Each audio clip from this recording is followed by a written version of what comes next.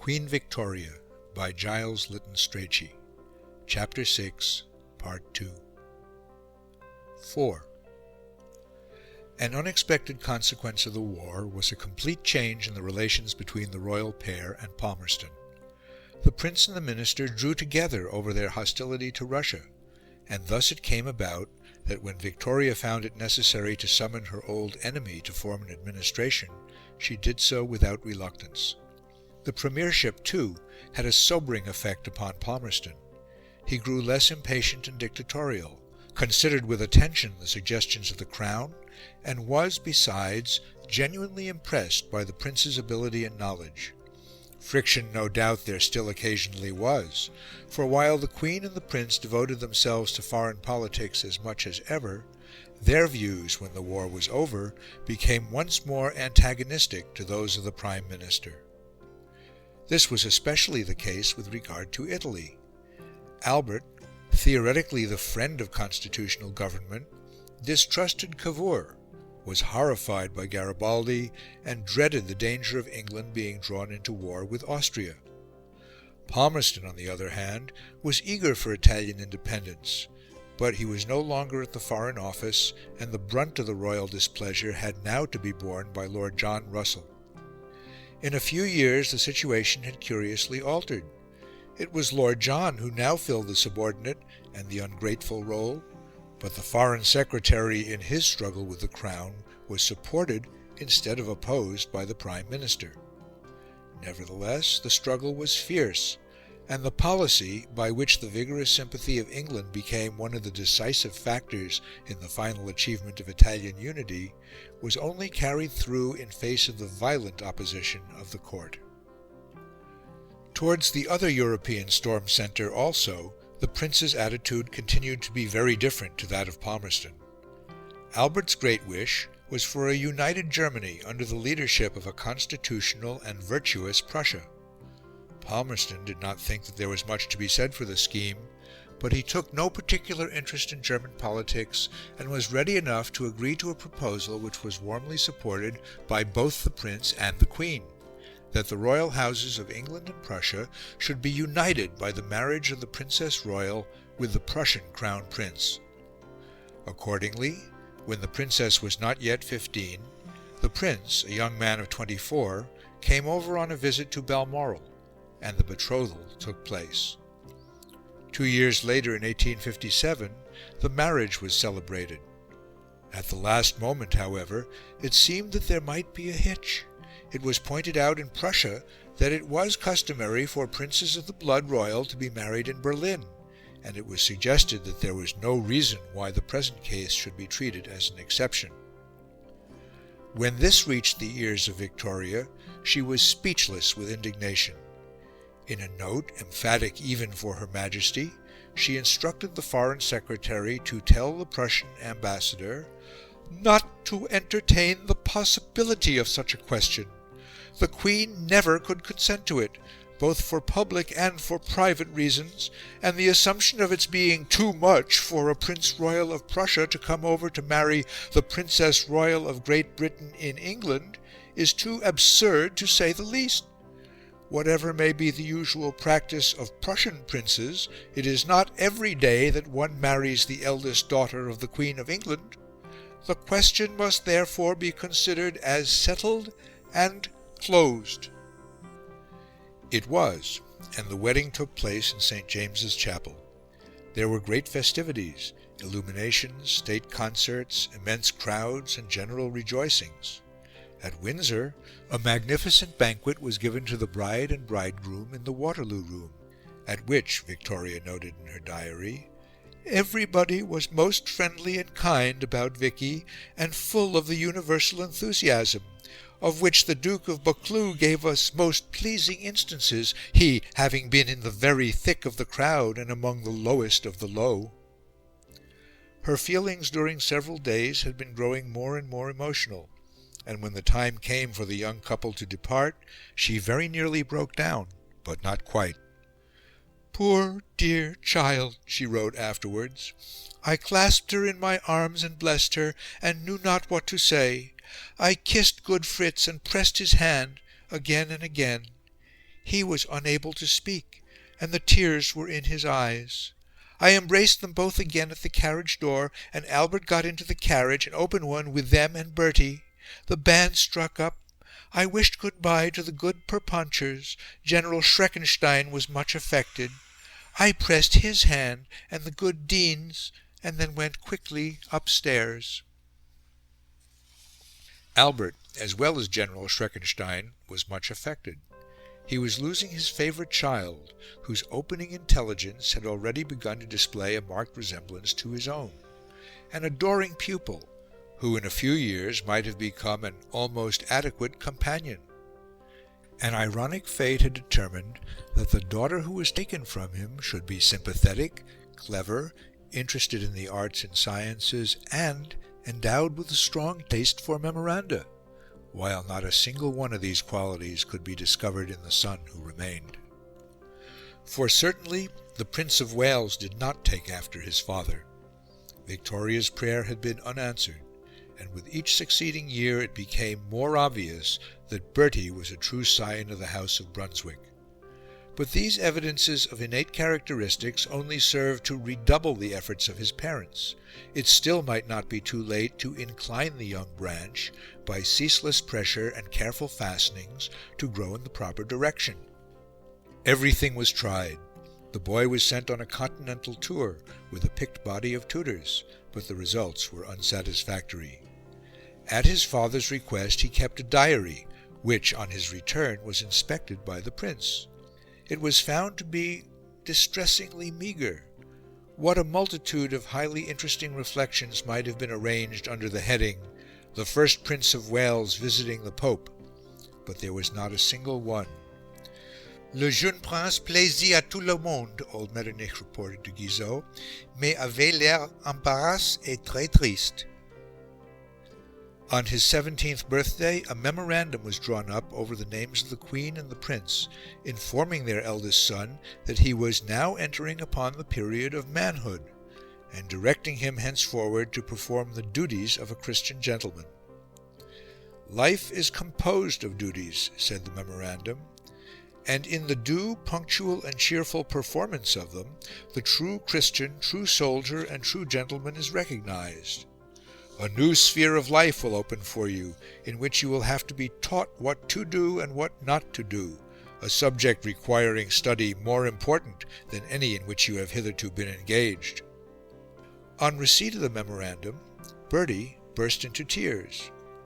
At the same time another memorandum was drawn up, headed "Confidential, for the guidance of the gentleman appointed to attend on the Prince of Wales."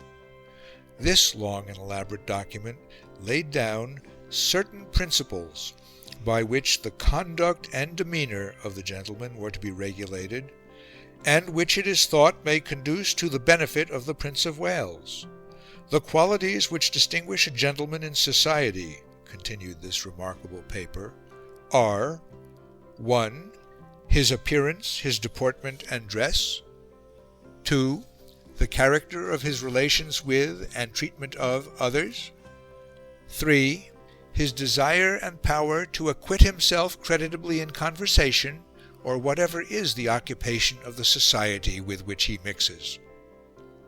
A minute and detailed analysis of these subheadings followed, filling several pages, and the memorandum ended with a final exhortation to the gentlemen. If they will duly appreciate the responsibility of their position, and taking the points above laid down as the outline, will exercise their own good sense in acting upon all occasions all upon these principles, thinking no point of detail too minute to be important, but maintaining one steady consistent line of conduct, they may render essential service to the young prince, and justify the flattering selection made by the royal parents. A year later the young prince was sent to Oxford, where the greatest care was taken that he should not mix with the undergraduates. Yes, everything had been tried, everything, with one single exception. The experiment had never been made of letting Bertie enjoy himself. But why should it have been? "Life is composed of duties." What possible place could there be for enjoyment in the existence of a Prince of Wales? The same year which deprived Albert of the Princess Royal brought him another and still more serious loss. The Baron had paid his last visit to England.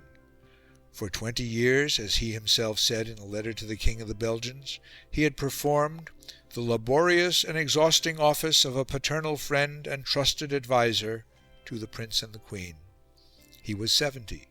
He was tired, physically and mentally. It was time to go. He returned to his home in Coburg, exchanging once for all the momentous secrecies of European statecraft for the little tattle of a provincial capital and the gossip of family life. In his stiff chair by the fire he nodded now over old stories, not of emperors and generals, but of neighbours and relatives and the domestic adventures of long ago, the burning of his father's library, and the goat that ran upstairs to his sister's room and ran twice round the table and then ran down again. Dyspepsia and depression still attacked him, but looking back over his life he was not dissatisfied. His conscience was clear. "I have worked as long as I had strength to work," he said, "and for a purpose no one can impugn. The consciousness of this is my reward, the only one which I desired to earn." Apparently, indeed, his purpose had been accomplished. By his wisdom, his patience, and his example, he had brought about in the fullness of time the miraculous metamorphosis of which he had dreamed. The Prince was his creation. An indefatigable toiler, presiding for the highest ends over a great nation, that was his achievement, and he looked upon his work, and it was good. But had the Baron no misgivings? Did he never wonder whether, perhaps, he might have accomplished not too little, but too much? How subtle and how dangerous are the snares which fate lays for the wariest of men! Albert certainly seemed to be everything that Stockmar could have wished: virtuous, industrious, persevering, intelligent. And yet, why was it? All was not well with him. He was sick at heart. For in spite of everything, he had never reached to happiness. His work, for which at last he came to crave with an almost morbid appetite, was a solace and not a cure. The dragon of his dissatisfaction devoured with dark relish that ever-growing tribute of laborious days and nights, but it was hungry still. The causes of his melancholy were hidden, mysterious, unanalyzable perhaps, too deeply rooted in the innermost recesses of his temperament for the eye of reason to apprehend. There were contradictions in his nature, which, to some of those who knew him best, made him seem an inexplicable enigma. He was severe and gentle. He was modest and scornful. He longed for affection, and he was cold. He was lonely, not merely with the loneliness of exile, but with the loneliness of conscious and unrecognized superiority. He had the pride, at once resigned and overweening, of a doctrinaire. And yet to say that he was simply a doctrinaire would be a false description, for the pure doctrinaire rejoices always in an internal contentment, and Albert was very far from doing that. There was something that he wanted, and that he could never get. What was it? Some absolute? Some ineffable sympathy? Some extraordinary, some sublime success? Possibly it was a mixture of both. To dominate and to be understood. To conquer by the same triumphant influence the submission and the appreciation of men. That would be worthwhile indeed. But to such imaginations he saw too clearly how faint were the responses of his actual environment. Who was there who appreciated him, really and truly? Who could appreciate him in England? And if the gentle virtue of an inward excellence availed so little, could he expect more from the hard ways of skill and force? The terrible land of his exile loomed before him, a frigid and impregnable mass. Doubtless he had made some slight impression. It was true that he had gained the respect of his fellow workers, that his probity, his industry, his exactitude had been recognized, that he was a highly influential and extremely important man. But how far, how very far was all this from the goal of his ambitions? how feeble and futile his efforts seemed against the enormous coagulation of dullness, of folly, of slackness, of ignorance, of confusion that confronted him. He might have the strength or the ingenuity to make some small change for the better here or there, to rearrange some detail, to abolish some anomaly, to insist upon some obvious reform, but the heart of the appalling organism remained untouched. England lumbered on, impervious and self-satisfied, in her old intolerable course. He threw himself across the path of the monster with rigid purpose and set teeth, but he was brushed aside. Yes, even Palmerston was still unconquered, was still there to afflict him with his jauntiness, his muddle-headedness, his utter lack of principle. It was too much. Neither nature nor the Baron had given him a sanguine spirit. The seeds of pessimism once lodged within him flourished in a propitious soil. He questioned things and did not find one that would answer to his mind, and all the world appeared unkind. He believed that he was a failure, and he began to despair. Yet Stockmar had told him that he must never relax, and he never would. He would go on, working to the utmost and striving for the highest, to the bitter end. His industry grew almost maniacal. Earlier and earlier was the green lamp lighted. More vast grew the correspondence, more searching the examination of the newspapers, the interminable memoranda more punctilious, analytical, and precise. His very recreations became duties. He enjoyed himself by timetable, went deer-stalking with meticulous gusto, and made puns at lunch. It was the right thing to do. The mechanism worked with astonishing efficiency, but it never rested, and it was never oiled. In dry exactitude, the innumerable cogwheels perpetually revolved. No, whatever happened, the Prince would not relax. He had absorbed the doctrines of Stockmar too thoroughly. He knew what was right, and at all costs he would pursue it. That was certain. But alas, in this our life, what are the certainties?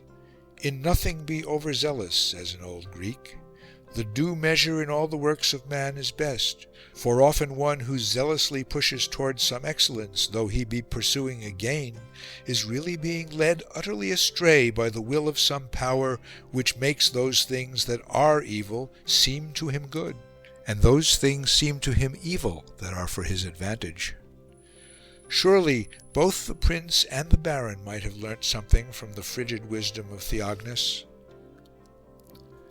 Victoria noticed that her husband sometimes seemed to be depressed and overworked. She tried to cheer him up. Realizing uneasily that he was still regarded as a foreigner, she hoped that by conferring upon him the title of Prince Consort, 1857, she would improve his position in the country. "The Queen has a right to claim that her husband should be an Englishman," she wrote. But unfortunately, in spite of the royal letters patent, Albert remained as foreign as before, and as the years passed, his dejection deepened. She worked with him, she watched over him, she walked with him through the woods at Osborne, while he whistled to the nightingales as he had whistled once at Rosenau so long ago. When his birthday came round, she took the greatest pains to choose him presents that he would really like. In 1858, when he was 39, she gave him a picture of Beatrice, life-size, in oil by Horsley, a complete collection of photographic views of Gotha and the country round, which I had taken by Bedford, and a paperweight of Balmoral granite and deer's teeth, designed by Vicky. Albert was, of course, delighted, and his merriment at the family gathering was more pronounced than ever, and yet, what was there that was wrong? No doubt it was his health. He was wearing himself out in the service of the country, and certainly his constitution, as Stockmar had perceived from the first, was ill-adapted to meet a serious strain. He was easily upset. He constantly suffered from minor ailments. His appearance in itself was enough to indicate the infirmity of his physical powers.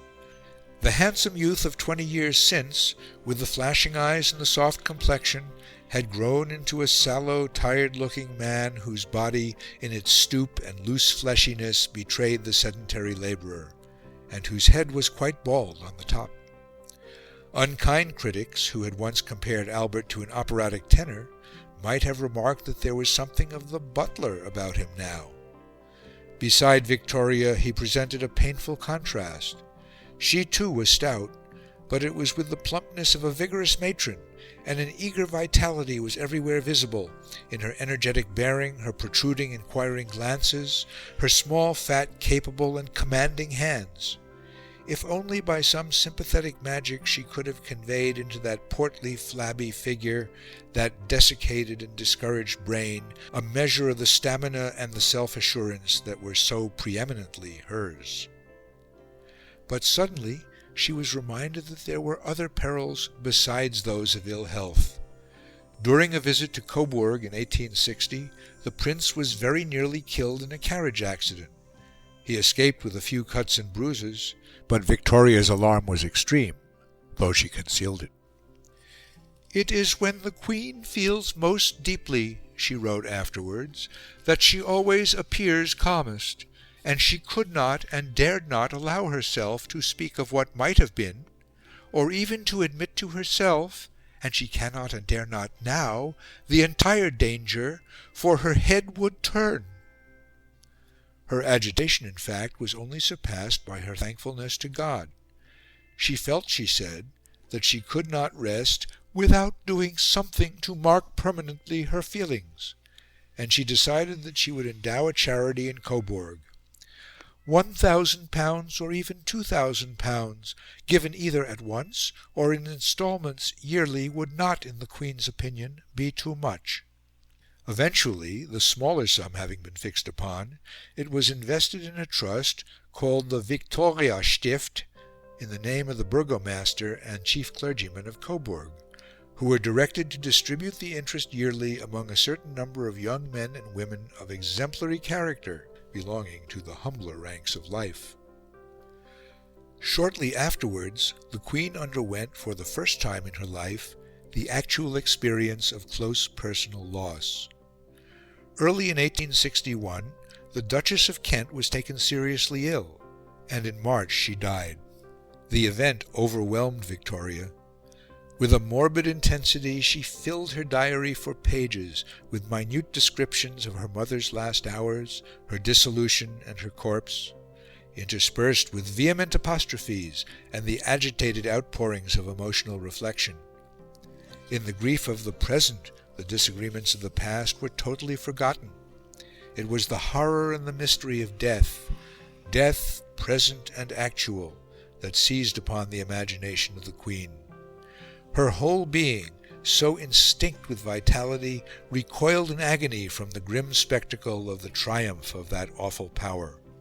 Her own mother, with whom she had lived so closely and so long that she had become a part almost of her existence, had fallen into nothingness before her very eyes.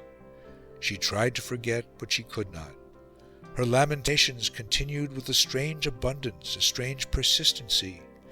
It was almost as if, by some mysterious and unconscious precognition, she realized that for her, in an especial manner, that grisly majesty had a dreadful dart in store. For indeed, before the year was out, a far more terrible blow was to fall upon her. Albert, who had for long been suffering from sleeplessness, went on a cold and drenching day towards the end of November to inspect the buildings for the new military academy at Sandhurst. On his return, it was clear that the fatigue and exposure to which he had been subjected had seriously affected his health. He was attacked by rheumatism, his sleeplessness continued, and he complained that he felt thoroughly unwell. 3 days later, a painful duty obliged him to visit Cambridge. The Prince of Wales, who had been placed at that university in the previous year, was behaving in such a manner that a parental visit and a parental admonition had become necessary. The disappointed father, suffering in mind and body, carried through his task, but on his return journey to Windsor he caught a fatal chill. During the next week he gradually grew weaker and more miserable. Yet, depressed and enfeebled as he was, he continued to work. It so happened that at that very moment a grave diplomatic crisis had arisen. Civil war had broken out in America, and it seemed as if England, owing to a violent quarrel with the northern states, was upon the point of being drawn into the conflict.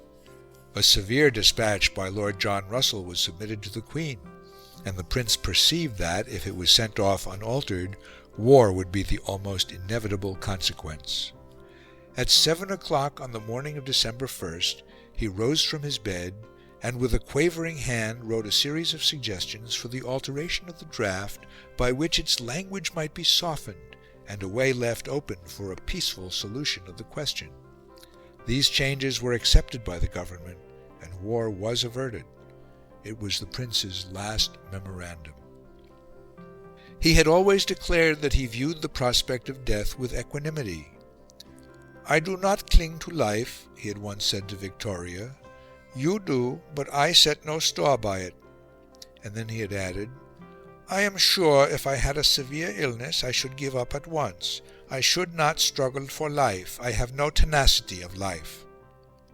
He had judged correctly. Before he had been ill many days, he told a friend that he was convinced he would not recover. He sank and sank. Nevertheless, if his case had been properly understood and skillfully treated from the first, he might conceivably have been saved, but the doctors failed to diagnose his symptoms, and it is noteworthy that his principal physician was Sir James Clark. When it was suggested that other advice should be taken, Sir James pooh-poohed the idea. There was no cause for alarm, he said. But the strange illness grew worse. At last, after a letter of fierce remonstrance from Palmerston, Dr. Watson was sent for, and Dr. Watson saw at once that he had come too late. The Prince was in the grip of typhoid fever. "I think that everything so far is satisfactory," said Sir James Clark. Note: Clarendon, Volume 2, pages 253-4.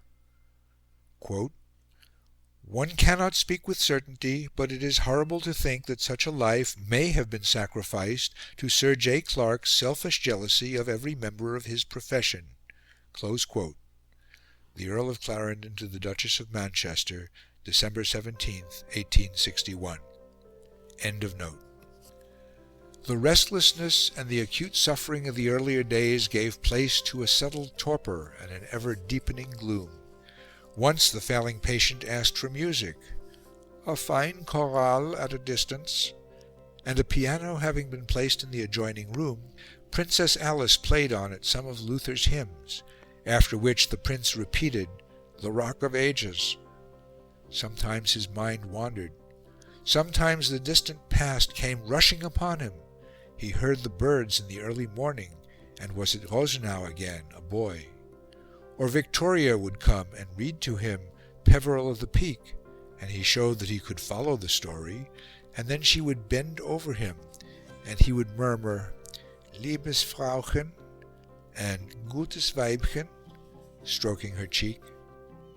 Her distress and her agitation were great, but she was not seriously frightened. Buoyed up by her own abundant energies, she would not believe that Albert's might prove unequal to the strain. She refused to face such a hideous possibility. She declined to see Dr. Watson. Why should she? Had not Sir James Clark assured her that all would be well? Only 2 days before the end, which was seen now to be almost inevitable by everyone about her, she wrote, full of apparent confidence, to the King of the Belgians. "I do not sit up with him at night," she said, "as I could be of no use, and there is nothing to cause alarm." The Princess Alice tried to tell her the truth, but her hopefulness would not be daunted. On the morning of December 14th, Albert, just as she had expected, seemed to be better. Perhaps the crisis was over. But in the course of the day there was a serious relapse. Then at last she allowed herself to see that she was standing on the edge of an appalling gulf. The whole family was summoned, and one after another the children took a silent farewell of their father. "It was a terrible moment," Victoria wrote in her diary, but thank God I was able to command myself and to be perfectly calm, and remain sitting by his side. He murmured something, but she could not hear what it was. She thought he was speaking in French. Then all at once he began to arrange his hair, just as he used to do when well and he was dressing. "Es kleines Frauchen," she whispered to him, and he seemed to understand.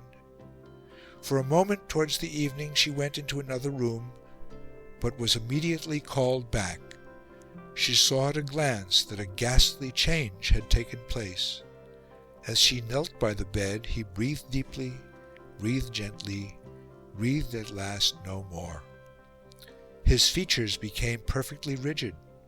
She shrieked one long, wild shriek that rang through the terror-stricken castle, and understood that she had lost him forever.